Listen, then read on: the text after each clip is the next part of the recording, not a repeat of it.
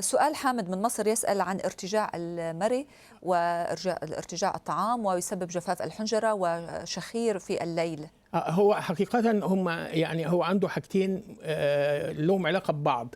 أول حاجة الارتجاع البلعومي الحنجري، إن هو ارتجاع الحامض إلى البلعوم فيعمل التهاب في البلعوم ويعمل التهاب ممكن في الحنجرة. فيعمل هذه بنسمي نوع الارتجاع حسب المكان اللي بيلتهب فيه. هنا بننصحه بعدم أخذ المأكولات التي تسبب الحموضة، وياخد برضو حاجة اسمها بروتون بامب انهيبيتورز، بعض الأدوية اللي هي بتقلل نسبة الحامض.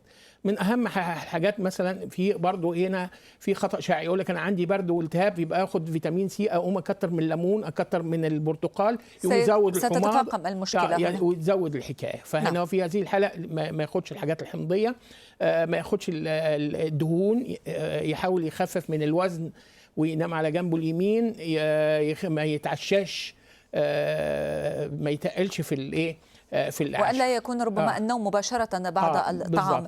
بالنسبة بس هو في برضه عنده متلازمة انقطاع النفس أثناء النوم، وهي السبب الشخير. الشخير. وكثير من الناس تعتقد أن الشخير من الأنف. لا، هو هنقول أسباب الشخير من الأنف لا يزيد عن 10-20%، لكن 80% من اللسان وتضخم اللوزتين، وفي هذه الحالة وزيادة الوزن وطريقة النوم. فلو هو بس عمل شوية رياضة خس، هيتحسن التنفس وينام على جنبه اليمين.